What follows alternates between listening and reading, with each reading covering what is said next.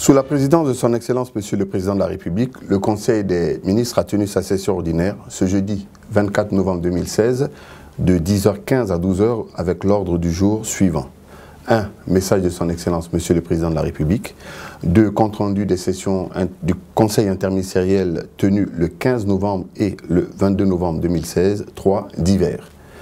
Au titre du premier point de l'ordre du jour, Monsieur le Président de la République a demandé au gouvernement de faire valoir les spécificités de notre pays lors de l'adoption de textes légaux ou réglementaires afin que les dits textes répondent effectivement à nos besoins et qu'ils soient cohérents avec notre environnement.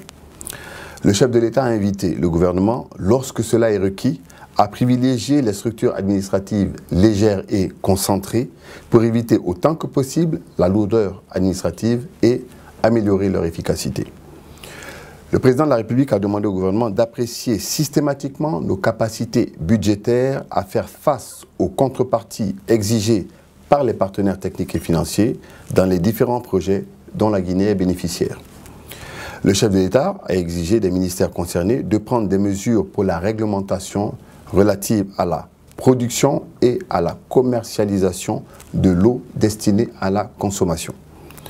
Le président de la République a insisté pour que la réglementation concernant le commerce de produits halieutiques soit strictement respectée, notamment par la séparation des activités de pêche de celles de distribution et de commercialisation.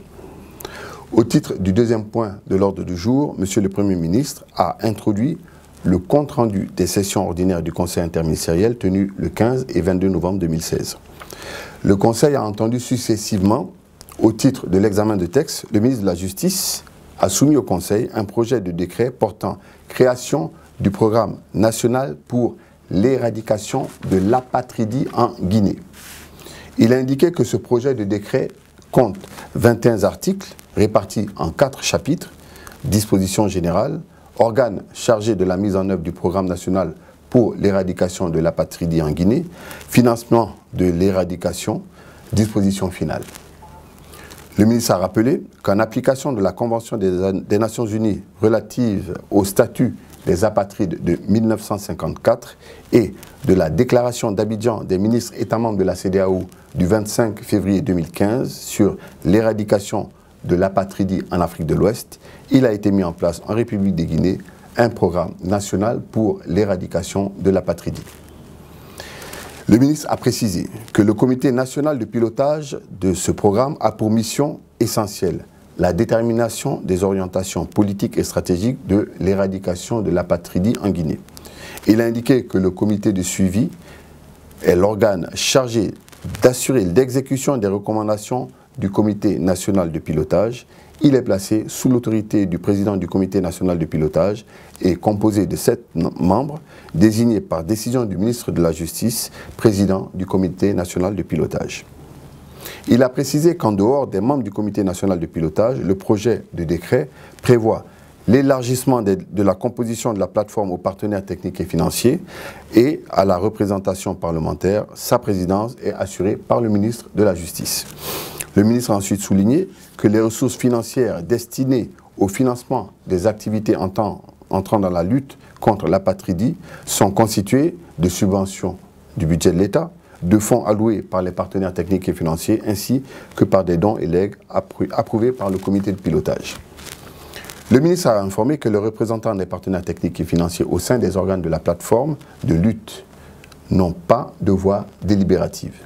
Au terme des débats, le Conseil a demandé au ministre de la Justice de revoir la composition du comité de pilotage et l'intitulé du décret afin de mieux l'adapter au contenu du document, de clarifier la notion d'apatridie et de prendre en compte les observations de forme avant son adoption. Au titre des communications, le ministre des Mines et de la Géologie a fait 2 communications. La première est relative à la mise en place du comité interministériel de suivi des projets miniers intégrés, le CISPMI. Il a indiqué que les résultats obtenus dans la mise en œuvre du processus de réforme du secteur minier n'ont pas permis une croissance économique du pays à cause des conditions endogènes et exogènes difficiles, au nombre desquelles il convient de noter la baisse du prix des matières premières, le renchérissement du prix des produits pétroliers, la faiblesse des capacités. Le ministre a précisé que c'est dans ce cadre que le président de la République avec l'appui des bailleurs de fonds, a initié une série de réformes stratégiques axées sur le résultat. Ce qui a amené le ministre des Mines, sur instruction du président de la République, à proposer au gouvernement la mise en place d'un comité interministériel de suivi des projets miniers intégrés, 6 PMI, par décret du 14 janvier 2015. Il a expliqué que le rôle du comité est de faciliter et d'accélérer les procédures administratives requises pour la mise en œuvre rapide et efficace des projets miniers intégrés, les projets comportant des mines et des infrastructures auxiliaires de grande envergure dont le montant des investissements doit être égal ou supérieur à 1 milliard de dollars américains. Le ministre a également informé que le comité interministériel de suivi fonctionne sur la base des dispositions légales et réglementaires et a pour objectif prioritaire le traitement rapide de dossiers relatifs aux projets miniers intégrés. Il constitue le guichet minier qui devra faciliter la mise en place des schémas de traitement accéléré des dossiers selon la nature des actes et suivant les textes légaux. Le ministre a indiqué que le comité interministériel de suivi est composé des chefs de département ministériels impliqués dans la mise en œuvre des projets par leur intervention dans l'octroi de permis, autorisations ou autres actes administratifs. Le ministre a informé que pour rendre ce comité opérationnel, il est doté de 2 structures d'appui que sont le comité technique et le secrétariat permanent. Le comité technique est chargé d'appuyer le 6 PMI dans la réalisation de sa mission.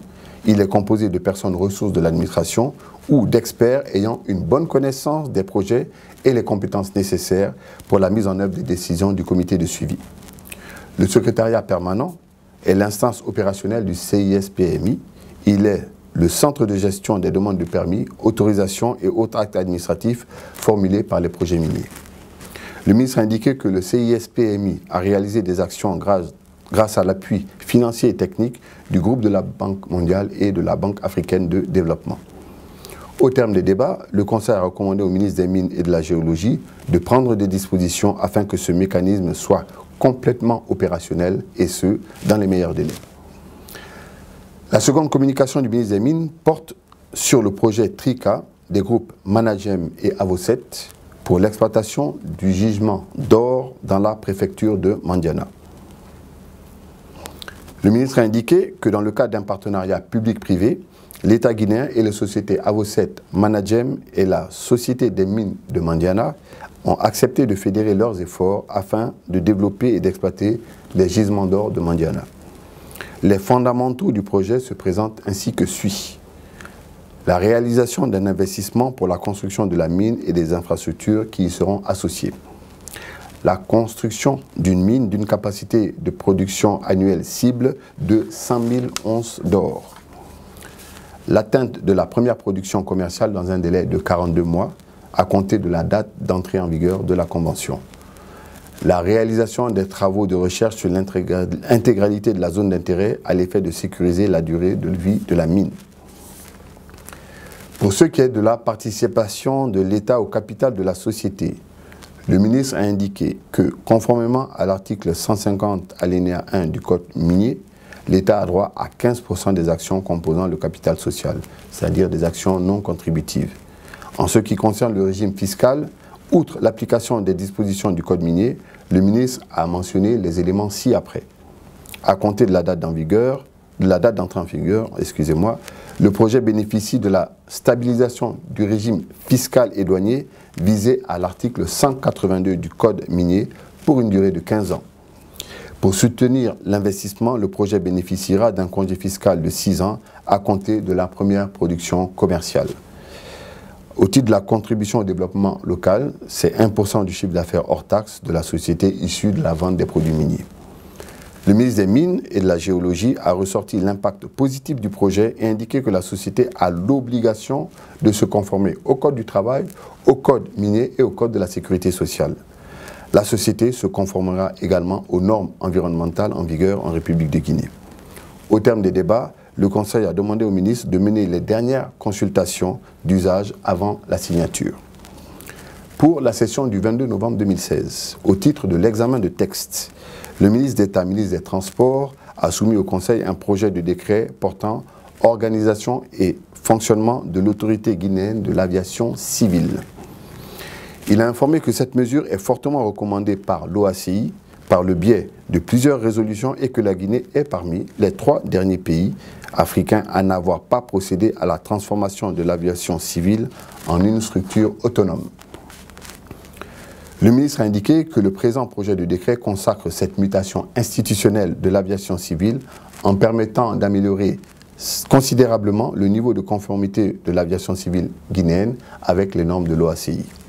Il a toutefois signalé que le manque d'autonomie de l'aviation civile guinéenne a impacté négativement la note du système d'aviation civile guinéen affecté à la Guinée par la mission d'audit commandée par l'OACI. Au terme des débats, le Conseil a demandé au ministre des Transports de s'assurer que les questions de fond posées par la nature juridique de la nouvelle structure sont conformes aux textes existants et à ceux de structures similaires dans certains pays. De s'assurer que cet organe répond aux directives de l'OACI et de la CAFAC auxquelles la Guinée appartient. De s'assurer que cette autorité puisse disposer de ressources appropriées pour son fonctionnement. De s'assurer également que les organes de gestion prévus répondent aux directives de l'OACI et de la CAFAC. Le Conseil a donc invité le ministre à prendre en compte toutes les observations formulées avant la soumission du texte en deuxième lecture auprès du Conseil des ministres. Au titre de la communication, le ministre de la Santé a fait une communication sur le processus de renouvellement des sociétés grossistes répartiteurs de médicaments en Guinée. Le ministre a affirmé que les enjeux de l'activité des sociétés importatrices de médicaments sur la santé des populations et des conséquences sur le plan économique sont importants, d'où la mesure de partager l'initiative avec l'ensemble des membres du gouvernement. Il a rappelé que la République de Guinée a depuis 1985 procédé à une libéralisation des activités pharmaceutiques. La mise en place de sociétés grossistes depuis cette date a connu une déréglementation et un non-respect de normes, ce qui a conduit notre pays à avoir près de 100 sociétés grossistes répartiteurs dont la plupart alimentent le marché illicite de médicaments. Il a, à titre indicatif, donné quelques chiffres de la sous-région pour une comparaison du nombre de sociétés grossistes. Par exemple, au Mali, pour une population de 16 millions d'habitants et 536 pharmacies, nous avons 4 grossistes. En Côte d'Ivoire, pour une population de 24 millions et pour un nombre de pharmacies d'environ 800, nous avons 4 grossistes également. Au Niger, pour une population de 16 millions d'habitants et 245 pharmacies, nous avons 3 grossistes, alors qu'en Guinée, pour une population de 11 millions d'habitants, avec 400 pharmacies, nous avons 96 grossistes. Il a informé que selon le FMI, 93% du marché du médicament est illicite en Guinée, avec un chiffre d'affaires annuel avoisinant les 800 milliards de francs guinéens. Le ministre a déclaré que la criminalité pharmaceutique représente de nos jours une réelle menace pour la santé publique dans notre pays. La mise sur le marché de médicaments ne répondant pas aux normes de commercialisation constitue une grave violation du cadre législatif et réglementaire de notre pays.